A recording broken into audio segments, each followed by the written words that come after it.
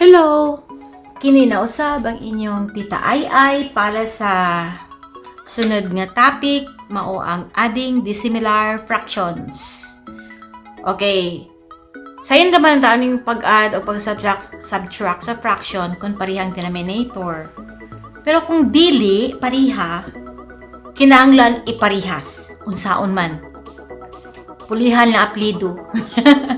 Malampot pasabot nga pangitaon una ang LCM, itong least common multiple, di ba? O gamiton dayon ang LCM as LCD as the least common denominator para makakita og equivalent fraction. Para maparihan na dayon sila ang ilang. Pero gamiton ang multiple katong LCM nga mao na ang bag-o nga denominator. Di ba? Okay. Then, ako na explain further pag na-example. Then, mag-add na dayon, i-add na dayon kung parihas na ang similar kung parihas sa similar fraction. Kaya pariha naman ang ilang denominator. Then, i-simplify ang answer. Pero, na-shortcut ana. Kung duha na ka fraction, ay unya na ni shortcut. Example. Sige na lang. Kung duha na ka fraction ang i-add, pwede ra gamiton ang cross multiplication. Inana. Makita ko na niya. I-multiply kana. Okay. Okay, example number 1. Kana gamiton ta ng 2/3 plus 3/4. Okay. Gamiton na ta ng 2/3 plus 3/4. 2/3 plus 3/4. Okay. So, katong basic concept saon pag-add sa dissimilar fraction. Pangitaon ang LCM o LCM sa 3 o 4. Diba ang LCM nila is 12, right? Gamito na to ang multiples. 3, 6, 9, 12. 4, 8, 12. So, ang multiples niya,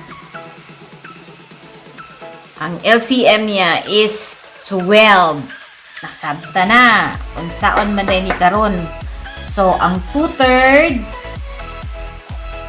na anay 12.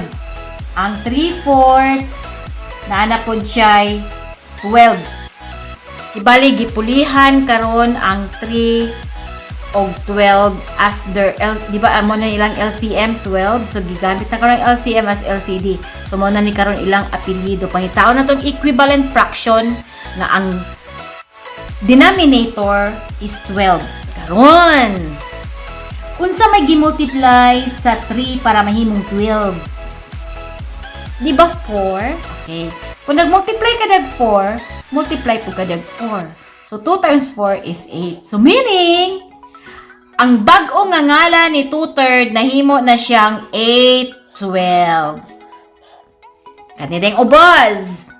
Okay, unsa may gi-multiply sa 4 para mahimong 12, di ba? 3. Amo ni siya mga equivalent fraction. Diri pod mag-multiply po kag 3. So 3 times 3 equals 9. So maka-plus na din ka plus 9 12. Diba? Ma-plus na sila. Kaya tanawa gani, parihan na ang ilang denominators. So, 8 plus 9, pila man? 17. Correct ba? Over 12. Okay, di ba yung simplify yung answer? Kung saan mo na pag-simplify? If it is improper, change to mix. Or 1, okay, usa raman gyud ka 12 sa 17, di ba? 17 minus 12 is 17 minus 12 is 5. 12. Shortcut, no? Or i-divide na gud mong 17 divide by 12. Mo na siya. Equals 1 and 5, 12. Ako na gid so minus na ako 17 minus 12. Okay. Now, gamiton daw nato itong cross multiplication. Diba ka, pwede man i-cross multiply kung duha ra ka fraction. Pwede pag ganit tulo, upat, naran na sa imo, o sa iyang sa imo. So, 2/3 plus 3/4. Unsay una og multiply kung gamito na to ang cross multiplication? Okay, kani. 2 times 4. So, 2 times 4. Kanina yon. Plus. Tagtag na sa na to. 3 times 3. Kana siya. Over. Kana po, i-multiply. 3 times 4. Pero kung karon ka dito na to, 8, 9, di ba? So, equals 8 plus 9 over 12. Di ba? Okay na kayo, no? I-multiply 2 times 4, x. X 9. Okay, what is the answer? 17, 12, or 1 and 5, 12. Parihara, di ba? Pariharang giagian. O, maura gyapon, nakaabot ra gyapon ka sa answer nga 1 and 5, 12. Right? Okay, good. Sabtan. Next. Kani. Gamito na to ang cross multiplication. Masayon. Okay, kana. Pang! Pila? 10 plus pang! 12. 3 times 4 equals multiply 15. O, pilay answer. 22 over 15. This is improper.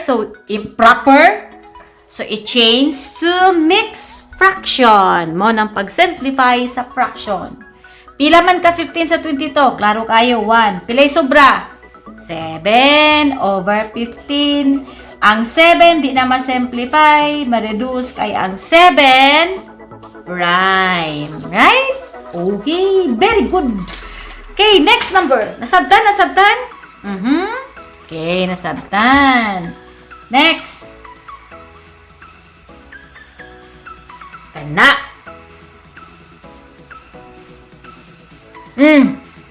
Answer.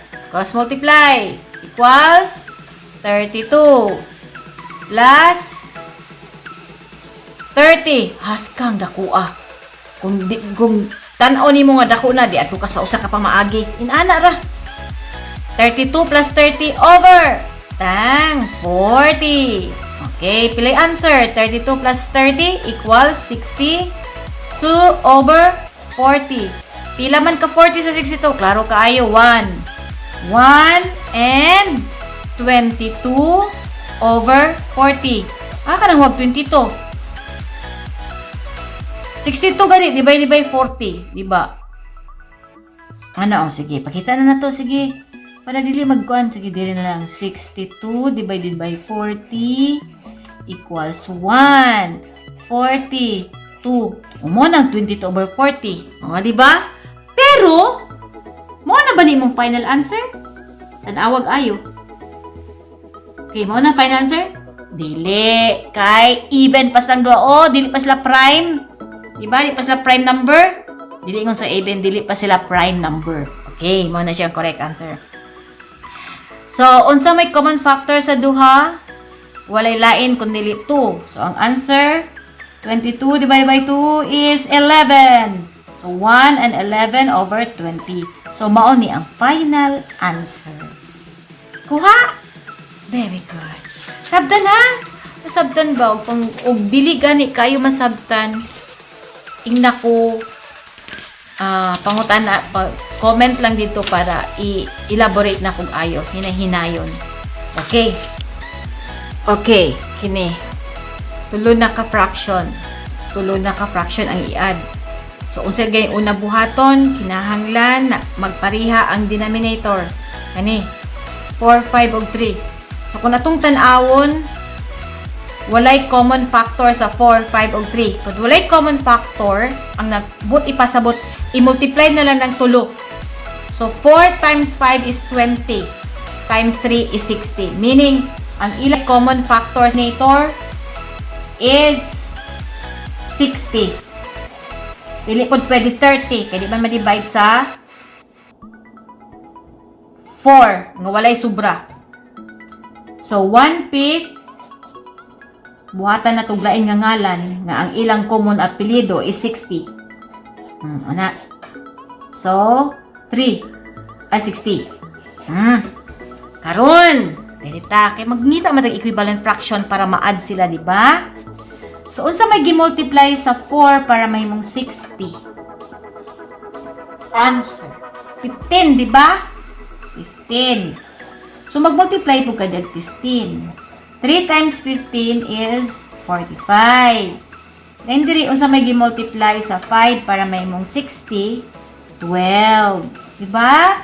Di po mo-multiply po kag 12 equals 12. Diri, unsa may gi-multiply para mahimong 60? 20, di ba?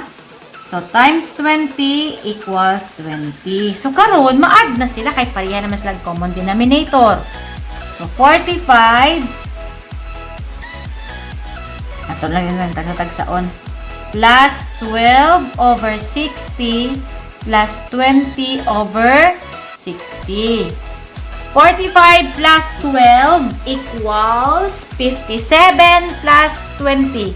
50, 60, 77. 65, 75. Okay, over 60. Dili ka pwede mo honong, kay improper siya. So, imo na dayon ni siyang change to mixed number. Or, pila ka 60 ang 77? Usa. Diba? 77 divided by 60? Usa. Pila yung sobra? 77 minus 60 equals 17 over 60. Prime, lowest term na siya kay ang 17. Prime. Okay? Nasabtan ba? Okay. Pas-pas ra. Sige, hinahin na to. Kana. 4, 5, 10. Sa inyong una-una, unsa kang iyang common multiple aning 4, 5, o 10? Sa inyong mata-mata. Tagna, abi? Nga pwede ma-divide, maghuna-una kag kita ang number, automatic nga pwede ma-divide sa 4, pwede ma-divide sa 5, pwede ma-divide sa 10. Unsa man? 20. Okay. So, ayan na to kung anong 20 man. O, sige. Naniman na to, be. Continuous fraction. Using continuous division. Unsa naman ni ay 4, 5, 10. O, ana. So, pwede ang 2. Di man pwede ang 5. So, 5 siya. Pwede 5. Okay. Diba? Nasabta na? Next. Unsay pwede? 5. Ang 2 di pwede. So, 1. Unsa may nabilin? 2 times 5, di ba? 2 times 5 is 10 times 2, 20. Mao na nga ang atong LCM is 20. Okay, so ang LCM diya karon 20. Mahimo na karong LCD. Okay, so mag-ato nita sa atong equivalent fraction. So, 2/4, 2/5, og 2/10. Okay. Ang atong bagong apelyido is 20. Mao na ni atong LCD. Gigamit nato ang atong LCM as our LCD. So, unsay gi-multiply sa 4 para may mong 20? 5.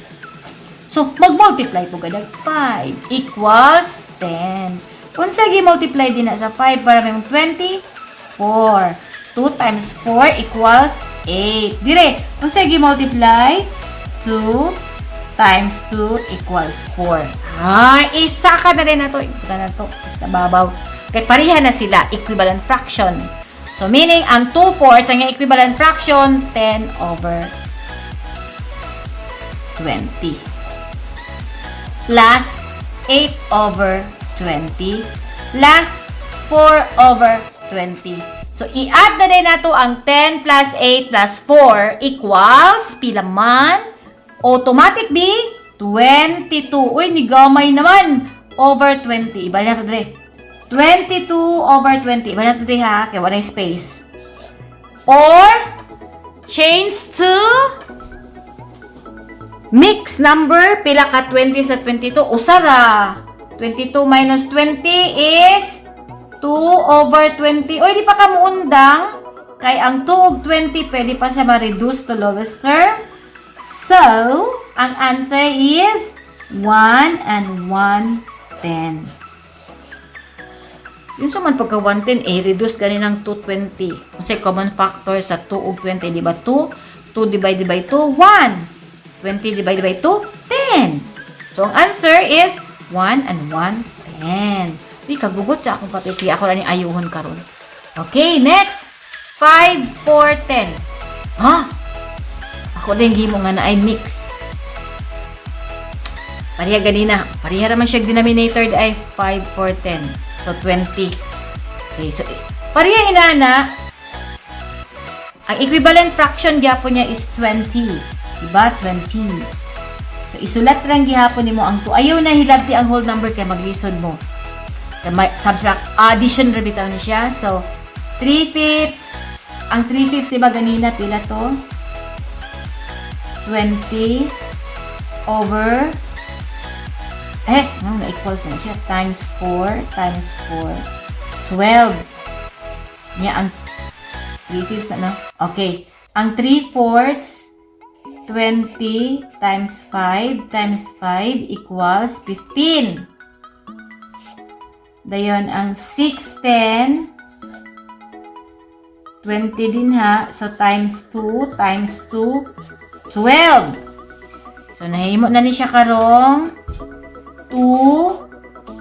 And, kanina itong kopya ha. 12 over 20 plus kanina 15, 20 plus na ay whole number 3 plus 12 over 20. Pero pwede po nimo ibutang nga dire 3 plus 2 dire.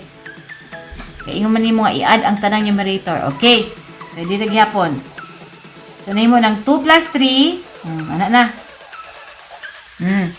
12 plus 15 plus 22 equals 10, 20, 30. Pilay answer. 10, 20, 39. Over, di ba sila pariho to? Di ba sila pariho no? 5, 4, 10. 20. Oh, correct. 39 over 20. Naku, pariho silang bangero. 20 ay. O, karon. 2 plus 3 equals 5. And 39 over 20. Okay. So, kani siya mismo daan improper. Correct? So, i-change na to sa mix. So, ang buti pa sabot niya 5 plus 1 and 9 over 30. Asa mo ko nang wag 9 over 30? I-change gani ang 39 ko. Taglaing papel be. Taglaing papel. Diba ganina, ang answer niya 5, 39 over 30. So, dili na siya pwede kay improper fraction siya. So, ato ning i-simplify. Always good simplify answer. So, saan man pag-simplify sa 39 over 30, 39 divided by 30 equals 139. So, ang muti pa sabot nga 1 and 9 over 30. Correct? So, 1 and 9 over 30 plus whole number nga 5 kani siya equals 6 and 9 over 30. Kung di pa kamuhunong, kay dili man ni siya prime, di po ni siya prime na siya akong pasabot na ay common denominator between 9 and 30. Common multiple, dili denominator. So, na ay common multiple ang 9 of 30. So, unsa may common multiple sa 9 of 30? Equals 3 times 3. 3 times 10. So, ang common niya is 3, which is our GCF. So, 310. So, meaning, ang lain nga pagkasulat sa 930 is unsa man. Diba? 6 and 930 ma to? 6 and 930. Ang lain nga pagkasulat sa 930 is 310. So, ang answer, 6 and 310. Kana. Okay, nasabtan na ba? Another pag example, o sige, magkuha tagla example. Maguna-una tagla ang number B. Last na dayon ni. Sige. 3/8 plus 2 and 1/4 plus 5/6. So, pasagdilan ng whole number din ha. So, atong kuanon ang 8, 4, og 6. Laing pamaagi sa pagkuha sa LCM, di ba? So, pwede ko mag-multiples. 8, 16, 24. Pwede po, no? 4, 8, 12, 16, 20, 24. Pwede po 6, 12, 18, 24. So, meaning, ang atong LCM is 24. So, gamito na to ang atong LCM as our bag-o nga denominator. Okay. So, 3/8. Dayon, 1/4. Unsa ganito? 24. 24. Ang usa, 5, 6, 24. Unsa gi-multiply sa 6 para may mong 24? 4. So, mag-times po kada 4 equals 20. So, siya, unsa gi-multiply? 6. Karon, times 6 po kadiya. So, 6. Diya, unsa gi-multiply? 3. Pero actually, naranaw, kung di ka gusto nga mag-multiply, multiply. Kung nagamit kag multiples, inani raw, pareha inani. 5, 6. 1, 2, 3, 4. Multiply 4. Diba? So, kanipod usa. 1, 2, 3, 4, 5, 6. Okay, multiply sa 6. Kanipod, 1, 2, 3. Multiply po sa 3. Diba? Maura ginang math. Sayo na kayo. 9. So, ang bago karon nga, fraction, 9/24 plus 6/24 plus 20/24. Pero na ay whole number dire nga 2. Okay. So, i-add nimo 29 plus 5, 25. 29 plus 5, 35. 29 plus 6, 20 plus 9 plus 6, 35. Over 24. Na whole number nga 2.